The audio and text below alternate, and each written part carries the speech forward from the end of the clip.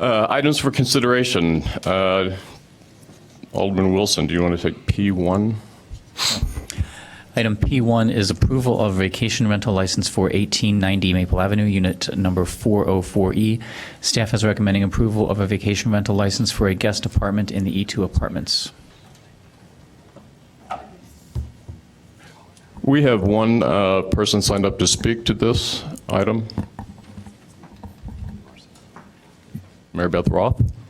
Yes. Thank you. Good evening. I'm Mary Beth Roth. I live at 1889 Maple, right across the street east of E2. And I'd like to speak against allowing vacation rentals in this new E2 building. I have had some problems with some noise, and the concierge in the building has been very good about it. I'm not going to say that's a problem. But what was happening was students gathering on balconies at the corner of the building, the top floor, just having a good old time as classes were over. And I am on the far east side of the building across the street, inside my house with the windows closed, and I can hear them partying on their balconies. I don't know if this particular apartment has a balcony, but I'm concerned about the increasing noise in the area because we're looking at that new building going up. I think it's 831 Emerson is the address. That is advertised as a dorm, a private dorm. E2 was advertised, I went to, I think, all the meetings, as a building for people working in the city, downtown Chicago, transporting themselves out to Evanston, wanting to live out here in a nice community. And we have had an increase in noise, and I live in the city, and I get it, I can accept the noise, but I'm worried about a lot of vacation rentals, renters renting to renters, which I think is sort of odd, increasing the noise level along with the new private dorm that's going to be going up in the next few years. Thank you. Thank you.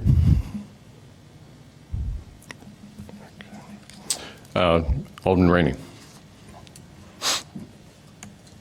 There's a former alderman who lives in that building. So and I don't think this unit is being rented by a renter to a Airbnb person. I believe it's being rented by the management or the developer. Is that correct? This actually comes from the health department, but I believe that it's being rented out by the entity that manages E2, and that its intent is for it to be rented to friends and relatives of tenants.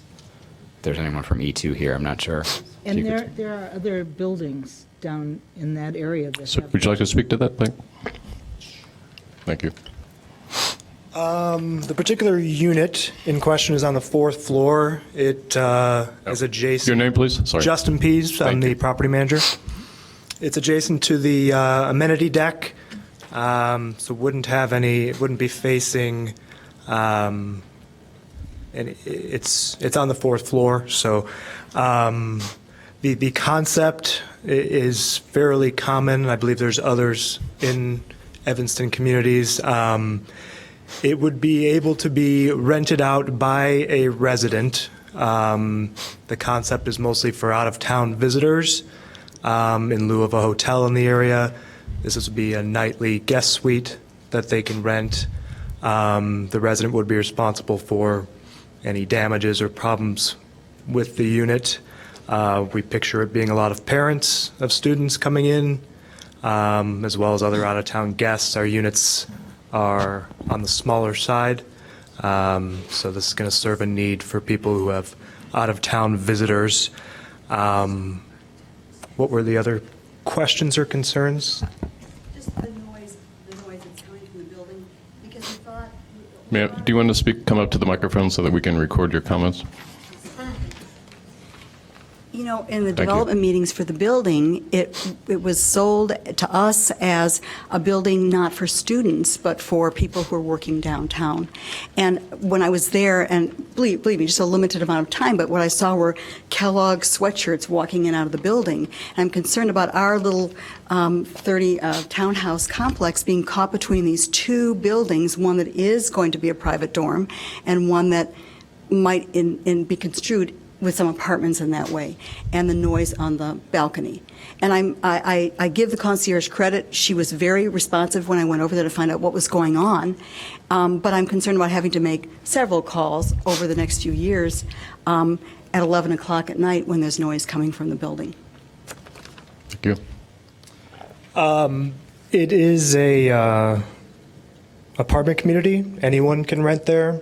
There might have been thoughts about who would be the typical renter during the development stages. There's a large university in Evanston. A lot of the multifamily housing is going to be heavily student influenced unless it's geared towards seniors or something of the like. So we can't really control who rents there. We have criteria, criminal background checks, income verification. But as long as someone applying meets those qualifications, we will be renting to them. We do have a 24-hour doorman concierge. I do recall you stopping by and the incident in question. I think we probably would have expected the Kellogg students to be a little bit more mature on some occasions, but we're there 24 hours a day. So if there ever is noise complaints or anything of the like, someone can be reached at our property at all hours, and we address it right away. I think in general, the noise or the partying is not really a big concern. Is there security at 24 hours at the building in terms of a, There is a person at our front desk in the East Tower at 1890. We do have surveillance cameras that they're able to watch on that monitor. That covers all of our common areas, some exterior, the garage area. So that, is pretty well covered, but we don't employ a security guard per se. does anyone else have any questions for the speaker? Alderman Wilson, but I mean, Thanks. Well, I think some of it covered. It sounded like maybe the neighbor thought, or it was assumed that there was going to be a blanket licensing opportunity, but it's just one.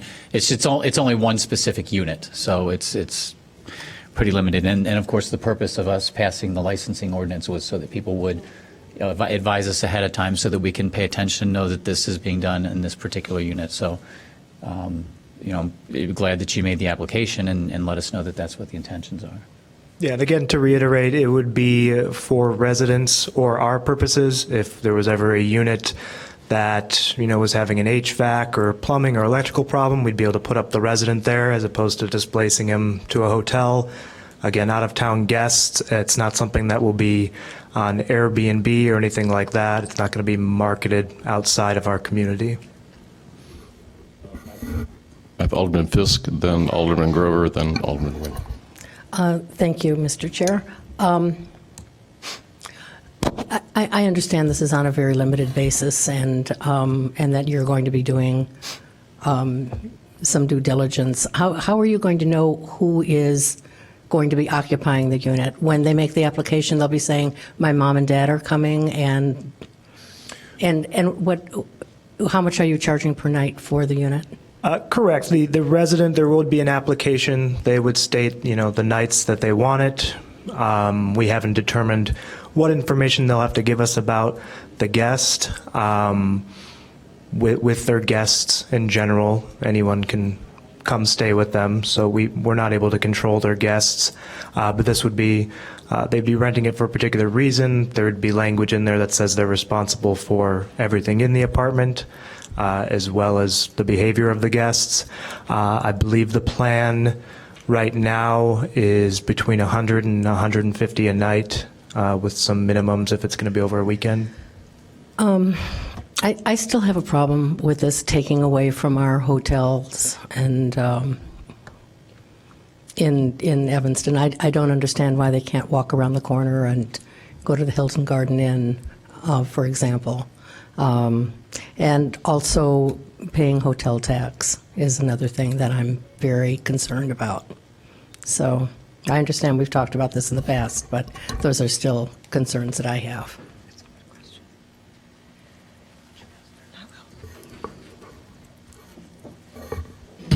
Alderman Grover. Thank you, Mr. Chair. This is exactly the kind of place where my husband and I stay when we visit my brother and his husband in Atlanta. His building has one of these hospitality rooms, suites. He simply books it for us. It means we can be in the same building. It means that we can still, the convenience of it for somebody who's visiting is really nice to have. So I don't have an objection to this. And I also worry about lumping all students into kind of one category of students. They range from the irresponsible college sophomore who parties too much. I have one of those, to a part-time professional at Kellogg, for example, who is technically a student but certainly also a professional. And my guess is that the market rental rates for your building determines who rents there. Exactly. And nothing else, yeah. So I don't see the harm of letting a one unit for a hospitality or a what did you call it, a guest suite? A guest to suite, be in your yep. building, just to give as an amenity to your other tenants and for their families. That's And exactly what so- it would be for and- us as an amenity that we offer our residents. Right, and I like the idea of you coming to us for this license. You could have done this and we wouldn't have known, so thank you. Alderman Nguyen. Well, I have one question for the staff. Do we require hotel tax to be paid on vacation rentals? I don't remember. No, I don't see anything in the ordinance. I don't think the city attorney, that's correct for it. Okay. Well, that is something we can do. And my other question is, I'm presuming that in the leases that you have for all of the units there, that you prohibit someone from operating their own independent VRBO or? Correct, yes. Our leases do specifically forbid that. Okay. The reason being, and we also don't really allow subletting, as it's typically known, because yeah. we want to have control over Who's in the building. who's coming in, so. Okay, thank you. Mr. Munger. I just wanted to note in the ordinance, it does require that the vacation rental operator keep a register of all guests and their arrival and departure dates, so that's a requirement of the ordinance, just Okay. to let you know. Very good to know. I lived in a building complex once with several guest suites, and it was an amenity for that building because a lot of us had family out of town, and they were so booked up in advance, it would be hard to really, just have a sudden surge of a party or someone who wanted to just hang out for a low rent. So I think it was a real convenience being under one roof with my family when they visited, and since the apartment they had was bigger than the studio that I had, it was really nice to have a place to be a family together. So it was a true amenity, and I think it was done very well, and certainly can be done well. Any other questions? Okay, all those in favor of item P1? Aye. Any opposed? Alderman Fisk, one opposed. Okay, Alderman Nguyen, will you read number P2?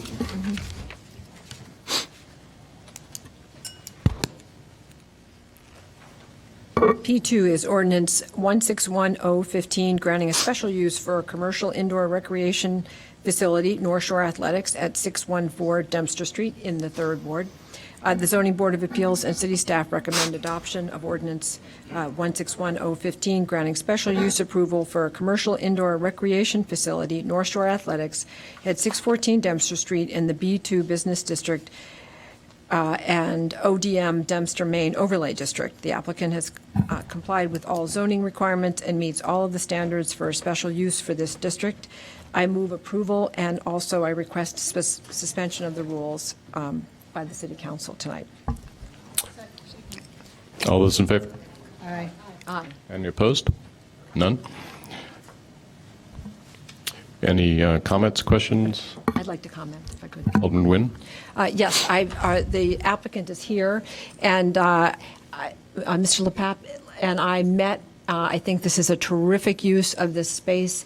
This is where Hand-Me-Downs used to be located and is now an empty retail space in what's a terrifically busy business district. It's a standalone building. It's next to the L. On one side of it, it has an alley, and the other side has the L. I don't think we're going to run into any noise problems. This is another one of these good facilities to have in that walking distance from many people in the community. And the applicant has extensive experience running his own business in Edgewater before this, so I have great confidence that this is going to be a big success. Thank you. Any other comments? All in favor? Aye. Any opposed? None. Thank you. P3, Alderman Fisk. It's ordinance 154-015, a zoning ordinance text amendment, the addition of rentals to the automobile and recreational vehicle sales use. The Plan Commission and staff recommend adoption of the zoning ordinance text amendment to add rentals to the automobile and recreational vehicle sales use and update automobile to motor vehicle. The proposed amendment will ensure that motor vehicle and truck rental uses are accounted for within the zoning code and allowed in the same manner as motor vehicle and recreational vehicle sales uses. It's for introduction. Those in favor? Aye. Any opposed? Oh, I'm sorry. Any questions? Comments? Thank you. Alderman Rainey. Yes, I'm completely in opposition to this for any district other than the I district.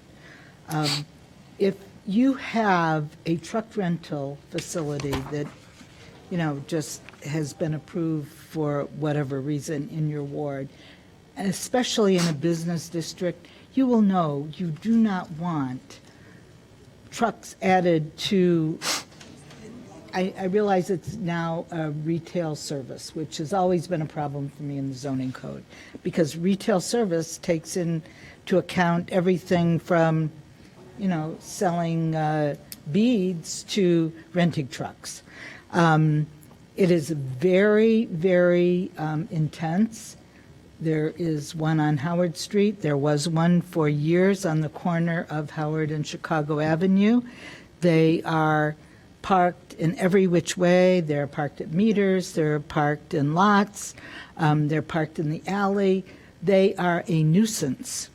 And I'm going to move that we amend this to remove the C district and leave it only for the I district. I will support that 100%, but I will not support in the I. And it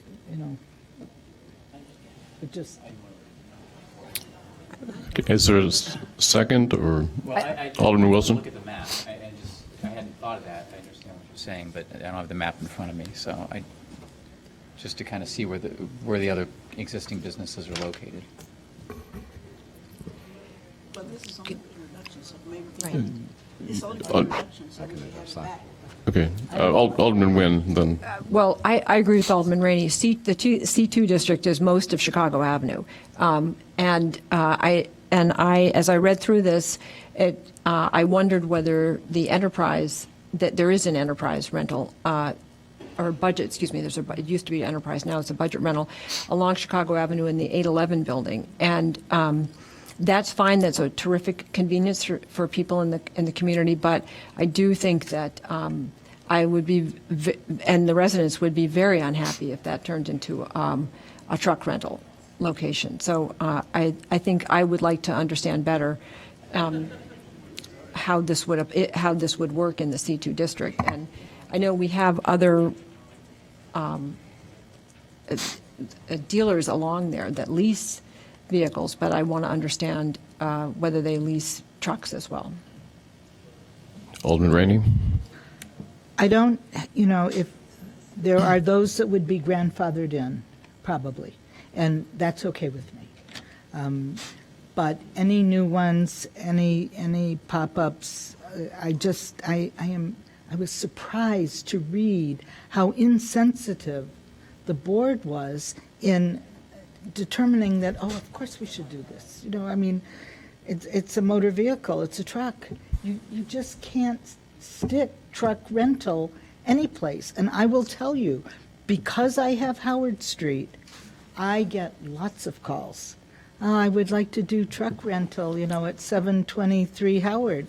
It's vacant. No, you're not, so there is a great desire to put a truck rental wherever they see a vacancy.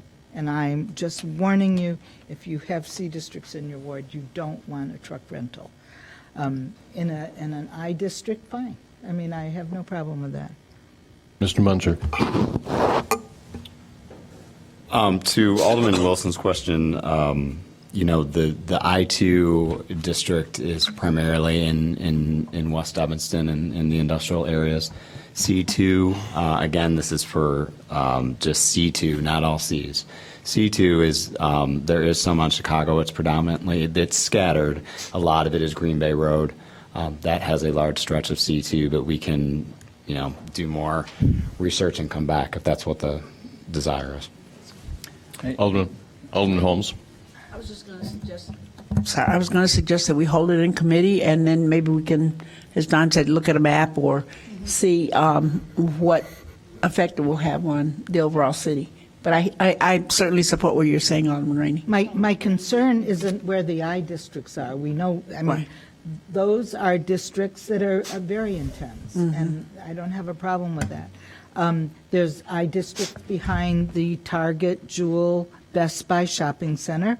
There's an I district over by Gordon Foods on Oakton, and other places of that kind. So the districts that we want to look at are the C districts. And I support holding it in committee, not moving it to the council. Okay, so that's the second. Alderman Wilson, I guess we. Hold it. Well, and I agree with that. And just a clarification. So right now, if you only rent vehicles, whether they're trucks or cars, we've got that classified as a retail services establishment, right? Correct, and this is to address Right, that. okay. It shouldn't be that, frankly. Sure. All right. And so I think, we should hold it in the committee. Thank you. The last item, P4, Alderman Rainey.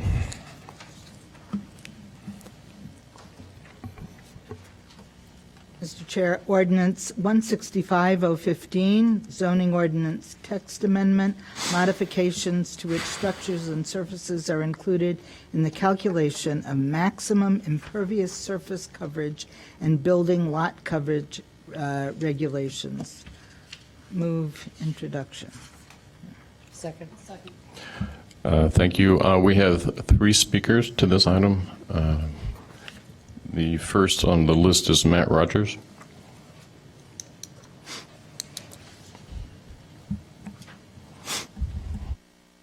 Good evening, Mr. Chairman, members of the committee. My name is Matt Rogers, chairman of the ZBA, also a resident 133 Clyde Avenue.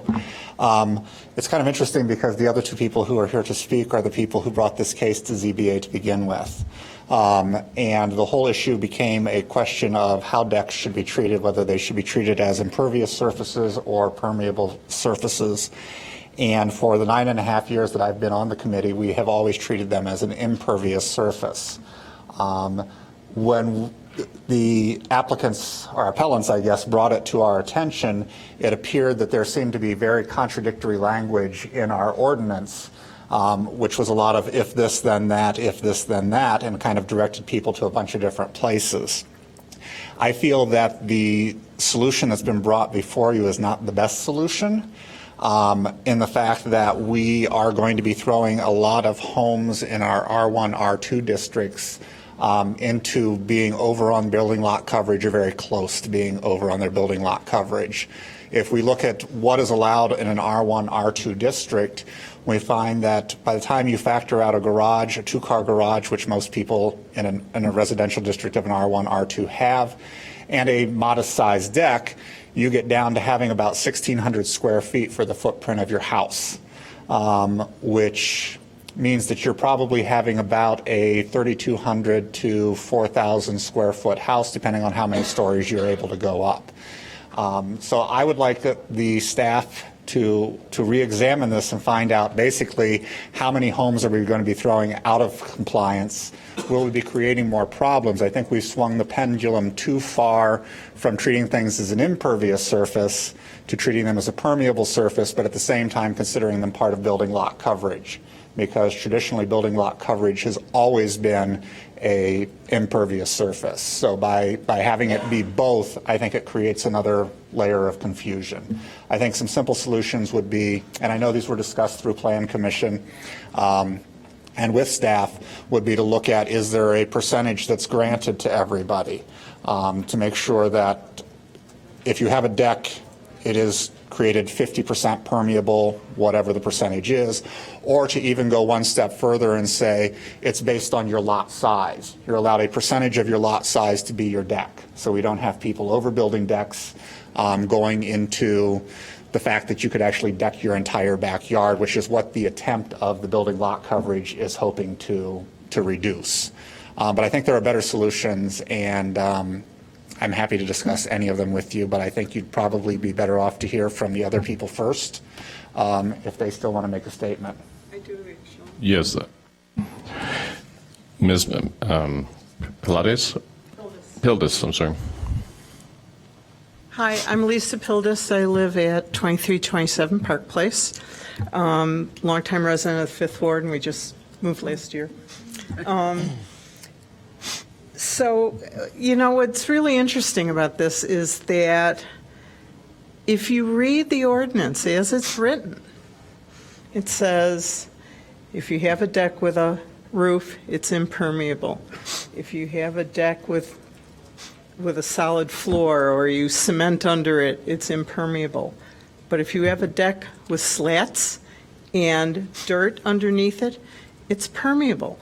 And what's interesting is not only did the department never interpreted it that way, but they've been doing it for many, many years. And I think it wasn't until we came before, requested a permit last summer that anybody really even kind of looked at this. I don't know how many other people didn't get to build their deck and didn't request a variance. And it's just the plain kind of obvious thing that if you have a deck with slats that falls into where the rain can fall into the ground under it, that's a permeable surface. And when you're talking about lot coverage, you know, so they couldn't do it that way, so now they're putting it in lot coverage. But lot coverage is for impermeable surfaces. So, you know, it's sort of like they're trying to, you know, use another door to get in. And I don't think it's fair. I don't think it's practical. I don't think it's right. And the other thing which Matt brought up is you're going to get stuck with really little houses. And every time anybody wants to add some little thing to it, you're going to be out of whack if you're still going to put a permeable deck under lot coverage. It's not fair and it's not practical. Thanks. And if I could say one more thing about, they're gone now, but the first issue, if you listen, I hope you were listening to what the building manager of the E2 was saying about who he could rent to and the noise and whether they have somebody on 24 hours a day when 831 comes up, when you start thinking about that place. So, thank you. Mr. Sayre? I'm Lisa's husband, so she's right. Let me explain. Well, first of all, let me say this. We went to the Plan Commission. Matt wasn't there the night we had our hearing. You know, we were going to lose, and we're going to lose mostly because they had interpreted the statute one way for 9.5 years. We thought that was wrong. We thought, actually, if you carefully read the statute, that we should be allowed to build a building. We cut a deal with the zoning department. We got a variance. We just got the building permit. I guess tomorrow morning we're going to get it. So this is not about us. We're going to build our deck, and we're going to tear out the sidewalk they want us to tear out. We're annoyed by that, but we bit the bullet. We're going to do it so we get it done before we all pass away. To understand this issue, I want you to pretend you are a raindrop. And it's not hard to pretend you're a raindrop falling out of the sky in the last couple of days, and you fall down outside our home, and you hit the ground, and you go into it. Now, what we wanted to do was build a deck, no roof, slats in between the boards so the water ran through the boards. And I told the building department, the zoning department, I said, yeah, we were going to put gravel under it. If you don't like gravel, we'll do dirt. If you don't even want me to disturb the dirt that's there, we won't disturb the dirt that's there. So we won't change anything about where the little raindrop goes. It goes down, it hits the deck, runs through the boards and into the ground. And that was not allowed. That's impervious. And we said, why? And they said, well, because some people cheat later and they put plastic under their things. And we said, well, we're not going to cheat. We're not cheaters. Well, that doesn't matter. Well, we just know it's impervious, or we've always done it that way, which none of which I thought were good answers. So I don't know what you want to do, but some people can have reasonable decks that comply with everything else, not too big, not too anything. And if the water can run through, maybe they ought to be allowed to do it. But like I said, it doesn't apply to us. Thank you. If I could speak to this first, please. I know that this has been going on quite a while, and I learned of this in July, I believe, but it had been going on much before that. The experience that this couple has had with the city is not particularly ideal, and I think that we need to look at maybe the process that they went through, and I'd like to get a better understanding of from staff and as to what they were told and how each time they appeared before someone, whether it was a committee or a city, that it seemed to change. Now, this is from the perspective of the residents, and that's the only perspective I have at this point. But I would like to pursue this with the help of Mr. Munzer to just understand a little bit about the process when something this complicated does arise. And I think that would be in the best interest of everyone going forward. I'm glad to understand that it's resolved, and that's all I'll say. Alderman Nguyen. Yes, I think some of my questions have been answered to some degree about, I was wondering why this was sudden, did we suddenly have people wanting to deck their entire backyards? But I agree that I think we need more information, and I think that as we did a number of years ago with respect to how high you could build a house, we used to have a calculation that no reasonable person would ever think up as a way to calculate the height of a house. And so we changed it to the way that most normal people would measure the height of a house. I think we have another instance here where we need to change this to what most normal people would view as a deck being a permeable surface.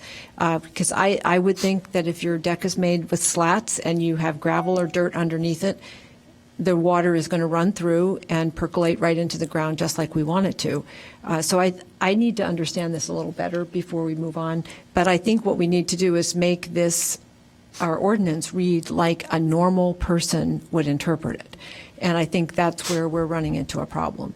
And that we should have a staff that doesn't assume that people will cheat. And I do know that people do, not you, but I do know that we have instances, unfortunately, in the community where people decide not to follow the rules. But obviously you did. So I think we need to view this as a normal person would and come up with a normal response. Thank you. Thank you. Alderman Wilson. Thanks. And I guess one of the things that kind of resonated most with me is Mr. Rogers' point about the lot coverage. It is going to create, I imagine, I don't really know what the numbers would be, but it would create a lot of non-conforming uses, and that's going to, let's say the storm blows down part of the deck or somebody wants to replace it. I know that that's a difficult hurdle to overcome then. So now if it's legal non-conforming and you take it down, you have to go through a specific, calculation as to whether you can replace it. And decks don't last forever. They all have to get replaced. They're like the wooden and all that. So I think we're probably setting ourselves up to even further complicate it a little bit down the road. I guess my inclination is to maybe have the staff, put more time into it and then So maybe refer it back for I guess, reconsideration. And one other thing, this is just now occurs to me. When we were having the conversations about affordable housing, we were having a number of comments about looking at, different alternative types of housing arrangements on properties. And this is probably going to be even much more restrictive and preclude that kind of, forward and open thinking as far as the coach houses and other types of more affordable housing units. Thank you. Or send it. There's a motion to hold it. Second. Is there a second?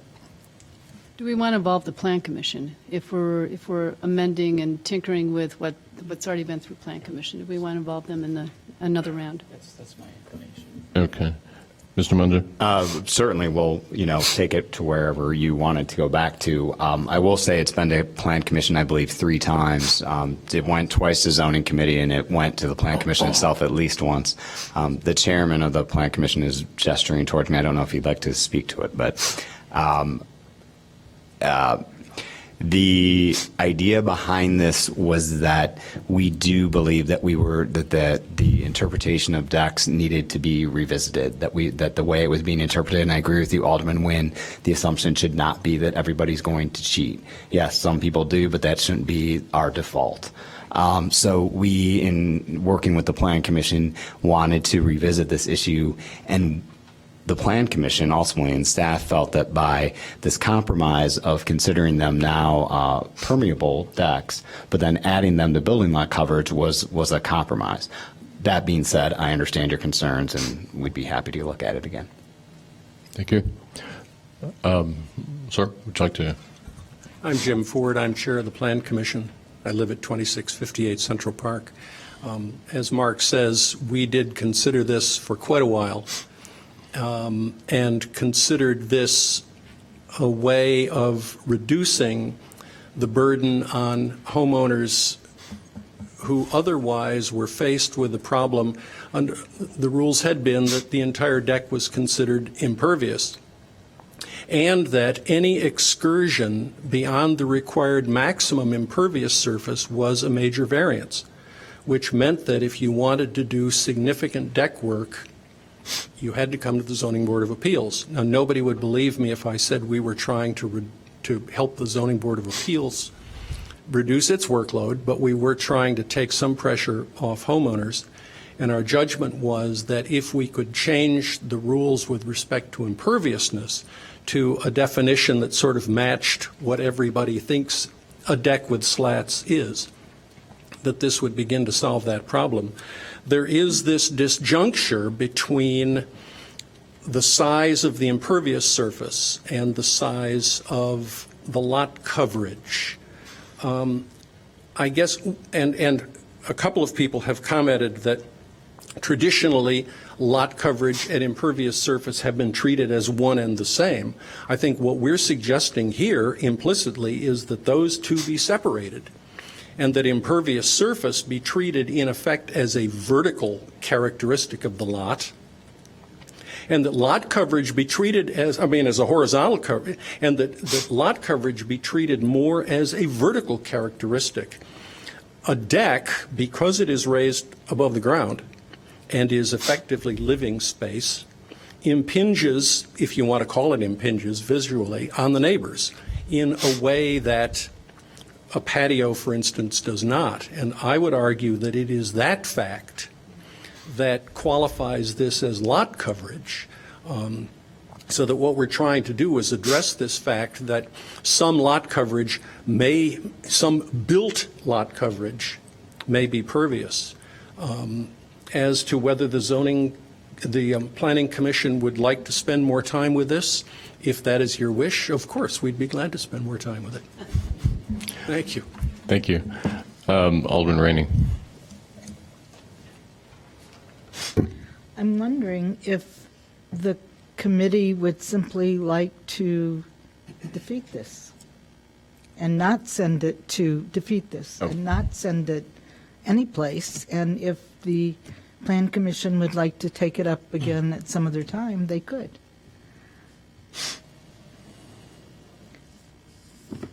And Mr. Rogers is, I personally think that the issue of whether a deck is pervious or impervious needs to be solved because. It's pervious. But the way the ordinance is currently written is confusing and backtracks on itself. So I think that might be able to be addressed through staff making that be the way that it's always treated, or reinterpreting that in a certain way. But I think that question, I don't want to see that question come back before us again because we did not review this couple's particular deck. The question was whether or not the deck was a permeable or an impervious surface.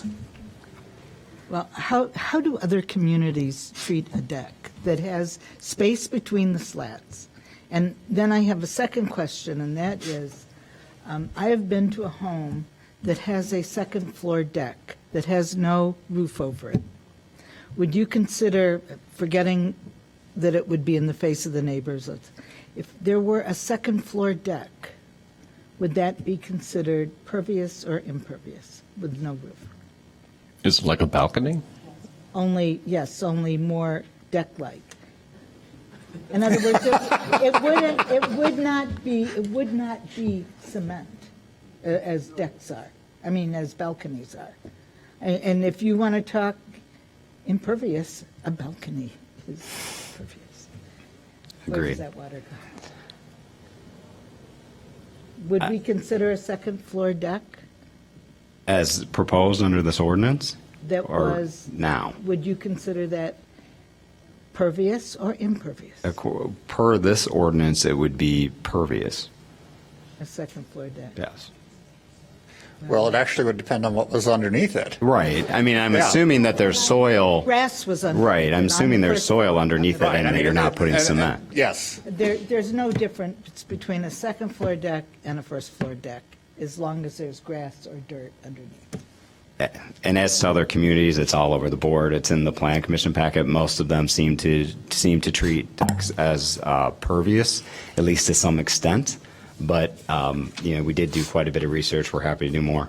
Well, I think this Evanston City Council should declare decks that are wooden, that have space between the slats, as pervious.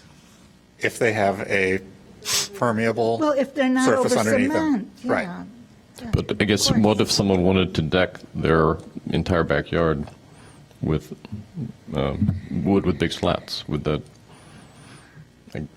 You know what, Just throwing it out the biggest waste of water is grass, so I would be very much in favor of that. Alderman Wilson. Yeah. Thank you. Okay. Having heard the comments and having a reasonably good idea of what's gone into it, it seems like most of the heavy lifting's already been done as far as the research and the materials. So probably holding it here would make the most sense. It looks like what we really need to do is just make some tweaks and adjustments, get some clarity on. Do you have enough questions from us to guide you in a direction that'll get you to a point where you can make the adjustments? Yes, and I'm sorry, when I was made aware of the ZBA chair's concerns today, I think that it would be a good idea if staff convened a meeting with the chairs and had a conversation with them in this interim period, and that would help us address some of these issues, I believe. All right, so I'll move that we hold it here in the committee. Okay, thank you. It's been held in second. As we've all been assigned to different boards and commissions, committees, there must be someone who's assigned to the Plan Commission. Maybe that older person would like to be involved in the discussions as well as a liaison back to the commission. Thank you. Are there any other items for discussion or communication? Has that been held in committee? It's been held. It's held by Alderman Wilson and seconded by Alderman Nguyen. With that, I move adjournment. Thank you. All in favor?